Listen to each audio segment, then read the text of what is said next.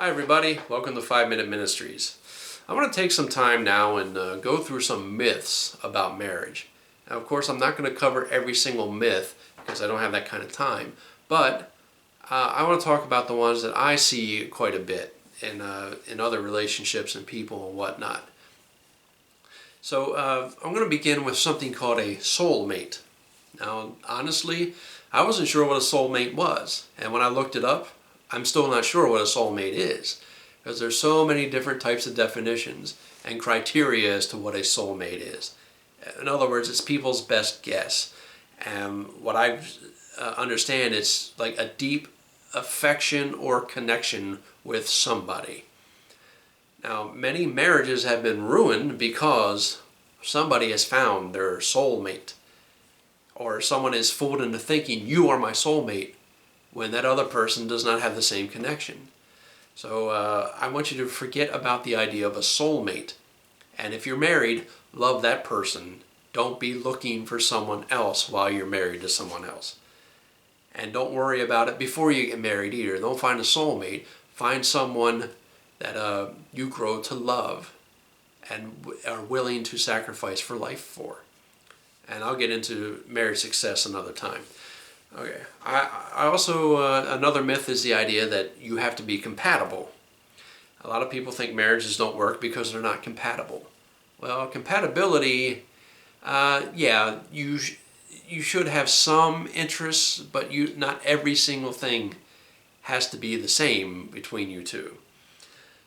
You don't have to like all the same things. You don't have to be into all the same things. Because a lot of times people who are, quote, compatible end up hating each other because they are too similar. Don't let that be a factor in whether you should stay married or not. The idea is to marry someone who doesn't have all the same interests and then learn about them. And it gets you into their world.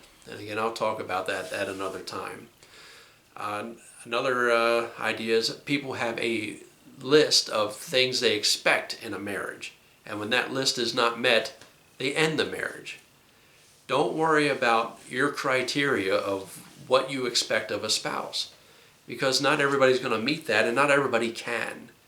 And matter of fact, because we're flawed, selfish human beings, they're hardly ever going to meet your expectations. So don't bring that into your marriage, and don't start that in your marriage either.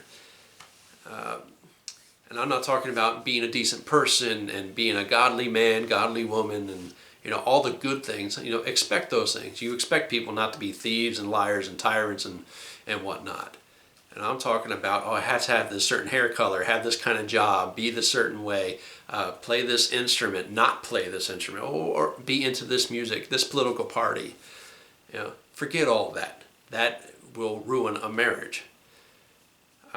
Some people come into marriage having the idea that marriage will bring us closer together. We do nothing but fight. We make up, we break up, we make up, we break up, we make up. If we get married, it'll make our love stronger. That is a huge myth. Marriage puts more strain on a relationship like that because there's more expectation then. And when things aren't going a certain way, it falls apart.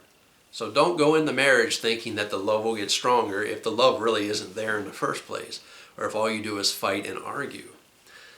Some people get married with the idea, I can change my spouse. If you come into a marriage with the idea that you're about to have a project, that your job is to change the other person, that marriage is going to fail. And it's a myth that people do change throughout the course of the years, even in marriage.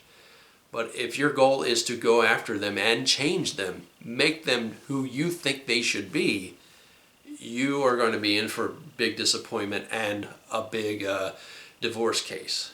So avoid that as much as you can. Some people have the idea, well, I'm married now and I don't have to date my wife anymore.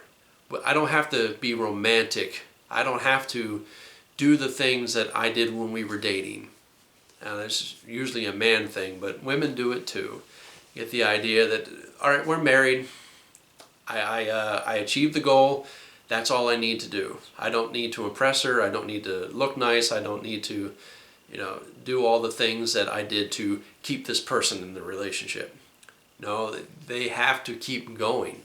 You don't stop building the relationship just because it's there. You see, the term happily ever after is only in the fairy tales.